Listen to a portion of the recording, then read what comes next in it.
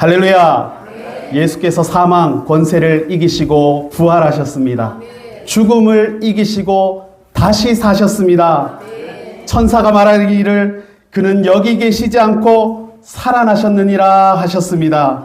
부활하셨기 때문에 예수께서는 무덤에 계시지 않고 나와 곁에 계시고 나와 가까이 계시고 나와 함께 계십니다. 부활하신 예수님께서는 우리 중에 계시면서 모든 절망을 산소망으로 바꾸십니다. 부활하신 예수님 덕분에 새 생명을 얻고 산소망으로 살게 되었음을 감사할 수 있는 예배 되기를 주님의 이름으로 축복합니다. 지금은 어느 때보다도 희망이 필요한 시대입니다. 우리가 사는 오늘은 희망이 가깝지가 않고 절망이 더 가깝기 때문입니다. 대한민국의 정치적 현실이 절망적이라는 것은 더 이상의 설명이 필요가 없습니다. 모든 분야가 비슷하게 절망적입니다. 경제는 불안하죠. 사회는 혼란스럽고 관계는 단절되었습니다. 건강 문제도 극복이 잘 안 되고 무엇보다 한국교회의 영적인 침체도 깊어져 있습니다. 자랑스러운 우리의 울산은 대한민국의 산업 수도입니다. 이 도시에 얼마나 많은 인구들이 일자리를 찾아서 북적거렸습니까? 울산은 일자리가 많아서 살고 싶지 않을 수 있을지언정 살 수밖에 없는 도시였습니다. 그래서 동구, 중구, 남구, 북구, 울주군 전체에 인파가 꽉 차 있었습니다. 그 전성기가 불과 20년 정도였습니다. 그때 전성기에 비하면 지금 울산은 어디를 가도 복잡한 곳이 별로 없습니다. 인구가 많이 빠져나간 것이죠. 특히나 울산 지역의 인구 유출은 여성들과 청소년들에게 집중되었기 때문에 도시에 총각들이 많아져가지고 저는 울산을 표현할 때 마초도시다라고 우스갯소리로 부른 적도 있습니다. 산업 수도가 이 정도면 전국이 초토합니다. 경제가 어려워서 절망적이라는 말입니다. 지난주 경제 일간지에 실린 기사를 보니까 명문대 학생들이 취업이 잘 된다는 것도 옛날 이야기라고 합니다. 올해 소위 스카이 대학에서 취업 박람회가 열렸는데 참여한 기업의 숫자가 2024년도에는 그래도 130개였는데 올해는 60개로 감소했습니다. 불과 1년 사이에 취업의 기회가 절반 이상이 줄었습니다. 그래서 한 학생은 스카이 대학교에서의 사범대, 스카이 대학교의 사범대를 나왔고 학점이 상위권이고 영어 성적도 탑 레벨인데도 취업에 실패했다는 기사를 보았습니다. 이 정도 스펙의 스카이 대학교 출신이면 예전 같으면 기업이 앞다투어 데리고 가려고 했던 것과는 다른 분위기입니다. 젊은이들이 일할 수 있는 곳이 없어서 절망적입니다. 그런가 하면 건강 문제가 극복이 안 돼서 절망적입니다. 암 환자 발생 비율이 갑자기 늘었습니다. 암이 무서운 이유는 현대의학으로 정복하지 못한 질병이기 때문입니다. 그런데 몇 년 안에 신규 암 환자가 급증하고 있습니다. 갑자기 암 환자가 늘어나니까 의사들 사이에서 나오는 가설이 뭐냐면 코로나 백신 때문일 것이라고 합니다. 우리가 알겠지만 2019년도에 코로나가 발병했고 2020년부터 세계 제약회사들이 백신을 만들어서 접종을 시작했습니다. 문제는 단기간에 만들다 보니까 임상 실험이 부족했다는 것입니다. 부작용에 대한 연구가 충분하지 않은 상태에서 접종을 시작했고 공교롭게도 이 시기부터 암 환자가 급증을 하고 있는 것입니다. 그래서 의사들 사이에서는 코로나 백신의 부작용 때문에 암 환자가 증가하고 있다 말을 할 정도입니다. 어떤 목사님 설교를 들었는데요. 우스갯소리입니다. 암 환자가 하도 많으니까 지금은 4명 중에 1명이 암으로 죽는답니다. 그러면 3명이 남는데 3명 중에 1명도 암으로 죽는답니다.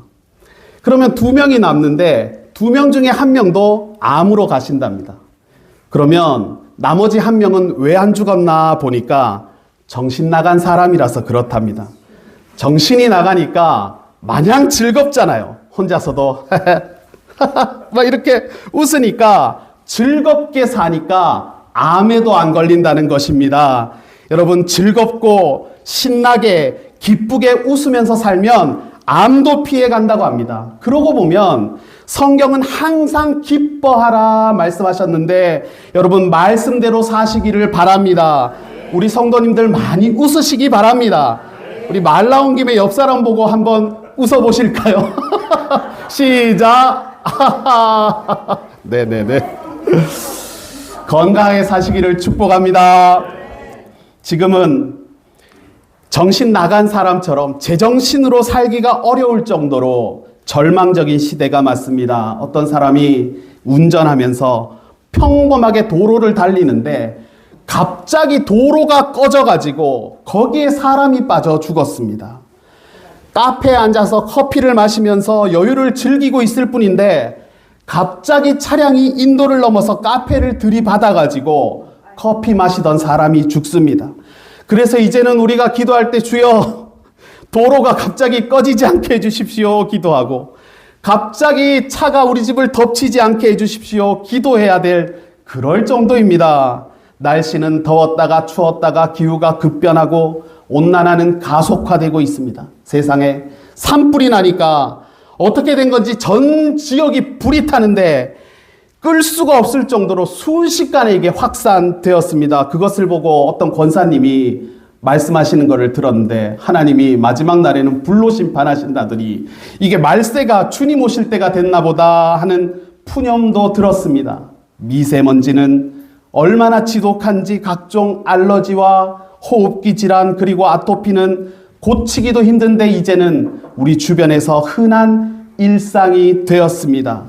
지금은 희망이 멀게 보이고 절망이 가까운 시대입니다.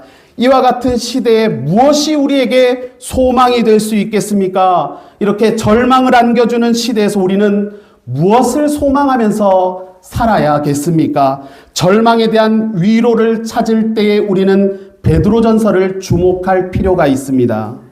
베드로전서는 예수님의 수제자 베드로가 서기 62년경에 로마에서 기록했습니다. 그는 예수님 부활 전에는 예수님을 모른다 하면서 예수님을 부인했죠. 하지만 예수님의 부활을 목격한 이후에는 다른 사람이 되었습니다. 여러분, 이전에 좀 부족하면 어떻습니까? 제대로 못해도 괜찮습니다.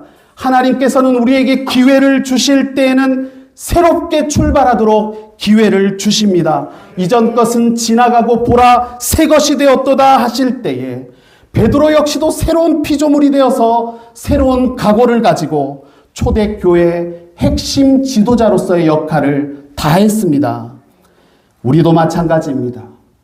어제까지는 내가 차갑지도 않고 덥지도 않을 수 있었습니다.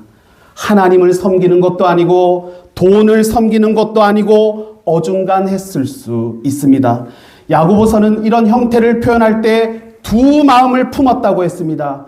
야고보서 1장 8절을 메시지 성경에서는 이렇게 말합니다. 그런 식으로 태도를 정하지 않은 채 바다에서 표류하는 사람은 주님께 무언가를 받을 생각을 하지 마십시오. 덥지도 차지도 아니하고 하나님도 돈도 아니고 신앙의 형식과 습관은 있는데 진심을 담지 못하고 두 마음을 품는 바람에 하나님으로부터 복을 받는 것도 아니고 안 받는 것도 아니었습니다. 이전에 베드로가 그랬지 않습니까? 어제 베드로는 믿는 것도 아니고 안 믿는 것도 아니었습니다. 나한테 득이 될 것 같으면 믿는 것 같다가도 조금 손해가 올 것 같으면 배신하는 신앙이었습니다. 그런데 부활하신 예수님께서는 실패한 베드로를 향해서 이전 것은 지나갔으니 보라 새 것이 되었도다 하시면서 그를 새롭게 빚어가셨습니다. 여러분, 우리도 마찬가지입니다. 주님께서는 바로 지금부터 우리를 새롭게 빚어가시는 것입니다. 부활하신 주님께서 이 시간 우리의 마음을 두드리시면서 내가 너를 새롭게 빚어가겠다 말씀하실 때는 부활하신 주님 앞에 내 마음을 열어드리시기를 축복합니다. 주님, 내가 여기 있사오니 나를 사용해 주십시오 말씀하시면서 부활의 주님 앞에 삶의 운전대를 맡기시고 부활하신 왕에게 내 삶의 통치권을 내어드리는 회복과 치유가 일어나기를 주님의 이름으로 축복합니다. 다음 주부터가 아닙니다. 내 형편이 풀리면 그게 아닙니다. 내 건강이 조금 나아지면도 아닙니다. 고린도서 6장 2절에 보니까 보라 지금은 은혜 받을 만한 때요. 보라 지금은 구원의 날이로다. 바로 지금입니다. 지금이 변화될 때요. 지금이 은혜 받을 때입니다. 지금이 부활하신 예수님을 삶의 주인으로 모셔야 하는 시간임을 알고 때가 왔음을 인정하시고 과감하게 여러분의 마음을 주님 앞에 확정하시기를 축복합니다. 베드로전서가 기록된 서기 62년 이때는 그리스도인들의 오늘은 절망적이었습니다. 이 시대 그리스도인들은 제사를 거절하고 황제 숭배를 거부했기 때문에 반역자 취급을 받았습니다. 그리스도인들이 성찬식 하는 거 다 알고 계시죠? 그때 막 살덩어리 같은 거를 들면서 이 몸은, 이 살은, 그리고 뻘건 피 같은 거를 들면서 이 피는 막 이렇게 얘기를 하니까 이게 오해를 받았던 것입니다. 무슨 오해였겠습니까? 얘들이 자기들끼리 몰래 모여가지고 사람을 잡아먹나 보다 해서 식인종이라는 소문을 돌았습니다. 그리스도인들은 박해를 피해서 비밀스럽게 예배를 드렸는데 거기에 모인 사람들이 다 서로 형제님, 자매님 하니까 얘들이 뭔가 이상하다, 반정부에 대한 음모를 꾸민다, 비밀의식을 치른다, 부도덕한 행위를 일삼는다 하면서 의심을 했습니다. 그래서 그때 떠도는 이야기는 그리스도인들이 밤에 모여 촛불을 켜놓고 음란한 행위를 한다는 소문이 돌았습니다. 그러니 당시에 그리스도인들에게 소망은 저 멀리 있었습니다. 절망이 가까웠습니다. 사회적으로는 고립되고 경제적으로는 생계 위협을 받고 종교적으로는 불충한 시민 취급을 받았고 정치적으로도 체제 불복종을 의심받았고 개인적으로는 억울한 대우를 받고 가족 간의 갈등을 겪어야 했기 때문입니다. 당시의 그리스도인들은 그 어느 곳에도 발붙일 곳이 없는 절망적인 오늘을 살아가고 있었습니다. 베드로는 오늘을 살아가는 그리스도인들의 절망을 잘 알고 있었습니다. 그 역시도 그리스도인으로서 오늘의 절망을 몸소 체험하고 있었기 때문입니다.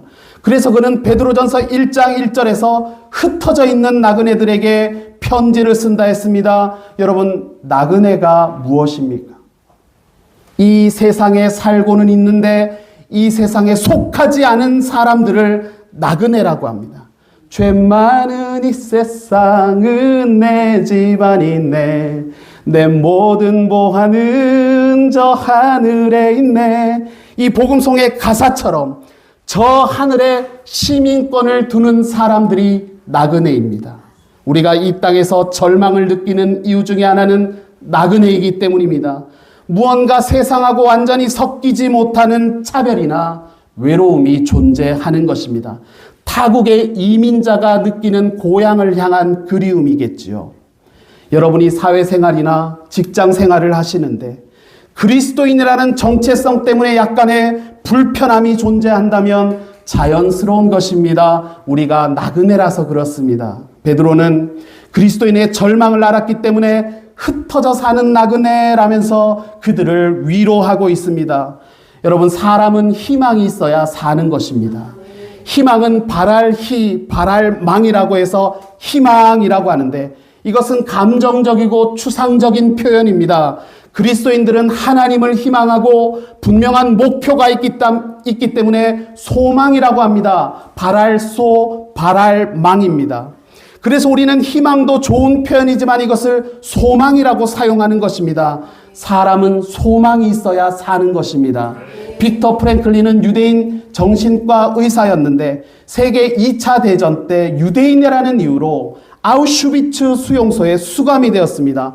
아우슈비츠는 악명이 높아서 대부분의 사람이 죽어나갔지만 그는 반드시 살아나갈 것이라는 소망을 포기하지 않았습니다. 결국 그는 죽음의 수용소에서 살아남아서 죽음의 수용소라는 책을 썼어요. 그 책의 내용을 보면 절망 속에서도 희망과 삶의 의미를 붙들었던 사람은 고된 수용소에서도 생존 확률이 높았다라고 기록합니다. 그러니 우리에게도 소망이 필요합니다. 절망이 더 가까운 시대에 우리에게 필요한 것은 소망인 줄로 믿습니다. 절망의 권세를 깨뜨리신 부활하신 예수님을 소망하자는 것입니다.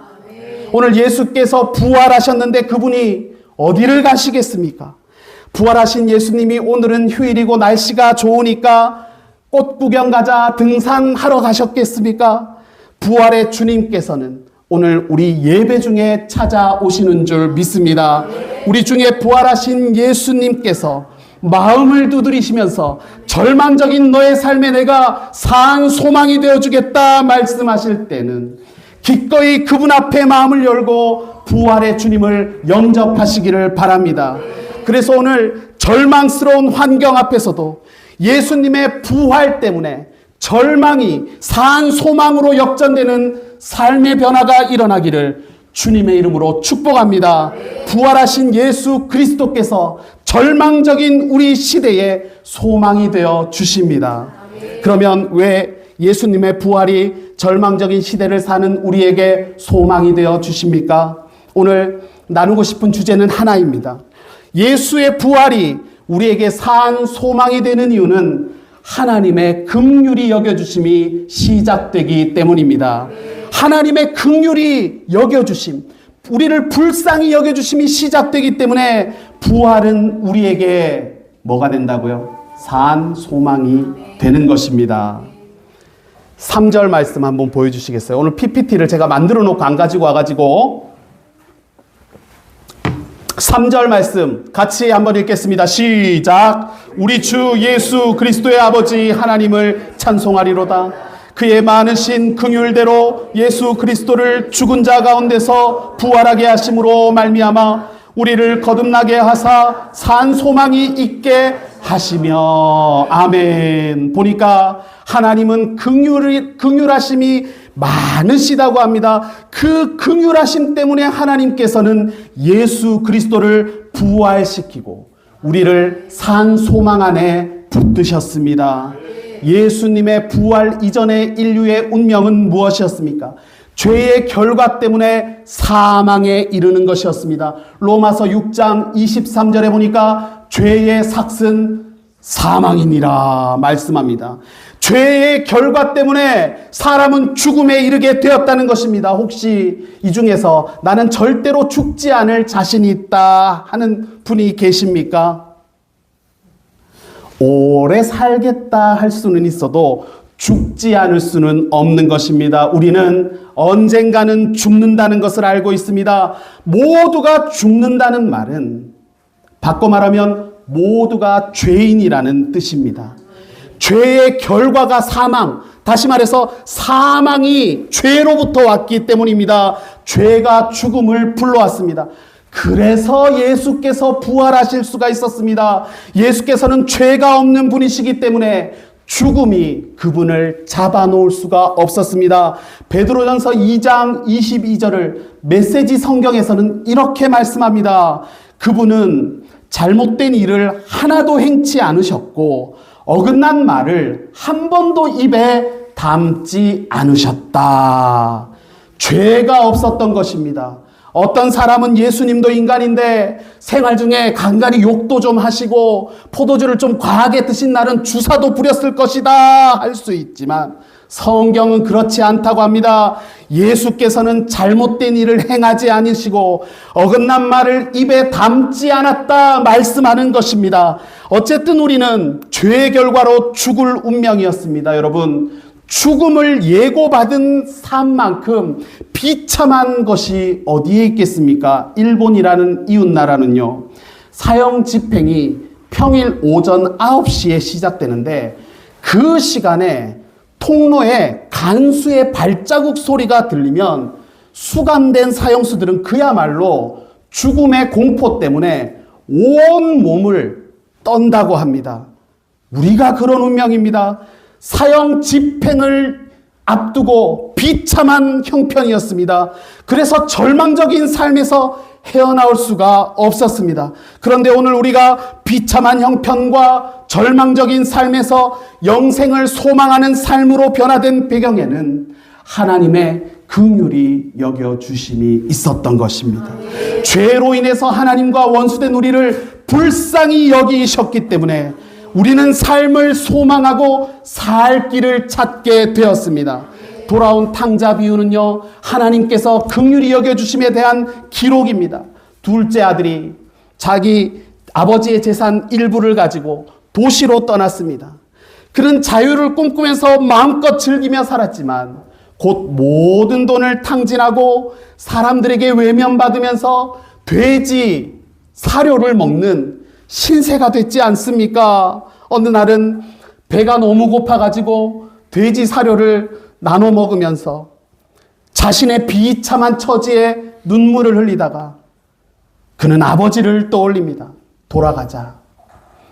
우리 아버지 집에는 종들도 따뜻한 밥을 먹는다 하면서 둘째는 아버지께로 돌아가서 종으로라도 써달라고 해야겠다 하면서 집으로 향했습니다. 그런데 이게 웬일입니까? 아버지는 매일 하루도 빠지지 않고 아들을 기다리고 있었습니다. 아들이 집으로 돌아오는 길목에 서서 기다릴 때는 아직 까마득한데도 아들을 알아보고 달려갔습니다. 그리고는 냄새나고 자격 없는 아들을 부둥켜 안고 입을 맞추고 옷을 갈아입히고 잔치를 엽니다. 아버지는요, 잘못을 따지지 않았습니다. 아무것도 묻지 않았습니다. 그저 돌아왔다는 이유로 그를 다시 품으셨어요. 이것이 바로 하나님의 긍휼히 여겨 주심입니다. 자격이 없었습니다. 조건도 없었습니다. 끝까지 기다리시면서 품어주시는 이유는 긍휼히 여겨 주셨기 때문입니다. 하나님께서는 정죄하지 않으시고 돌아오는 자녀를 품어주십니다. 책망하지 않으시고 회복시켜 주십니다. 이유는 나를 불쌍히 여겨 주시기 때문입니다. 여러분도 지금까지 살아온 발자취를 돌아보면 하나님의 긍휼히 여겨 주심이 항상 함께 하였습니다. 사고와 위험을 피해왔던 하나님의 긍휼히 여겨 주심, 때를 따라 도우시는 긍휼히 여겨 주심, 허물을 덮으시고 기회를 주시는 하나님의 긍휼히 여겨 주심입니다. 베드로전서 1장 7절을 보니까요, 메시지 성경에서는 이렇게 말씀합니다. 여러분은 얼마 동안 온갖 힘든 일을 참고 견뎌야 할 것입니다. 순금은 불 속을 통과해야 순금인 것이 입증됩니다. 참된 믿음도 시련을 겪고 나와야 참된 믿음인 것이 입증됩니다. 여러분이 뜨거운 불 속을 지나고 견디기 힘든 시련을 버틸 수 있었던 배경에는 하나님의 긍휼히 여겨주심이 우리 곁을 떠나지 않았기 때문입니다. 오늘 우리가 예배를 통해서 성령의 도우심으로 하나님의 긍휼히 여겨주심이 고백된다면 바로 지금이 은혜 받을 만한 때요, 구원의 날인 줄로 믿습니다. 하나님께서 나를 긍휼히 여겨주시고 자녀된 특권을 회복시켜 주기를 바라십니다. 내가 너의 절망적인 삶을 오늘 산 소망으로 바꾸시고자 요구하실 때는 그분 앞에 있는 모습 그대로 나와 마음을 열어드리시고 그분을 온전한 삶의 주인으로, 내 삶의 왕으로 통치권을 내어드리시기를 바랍니다. 삶의 운전대를 내어드리는 출발은 바로 지금인 줄로 믿습니다. 오늘인 줄로 믿습니다. 할렐루야.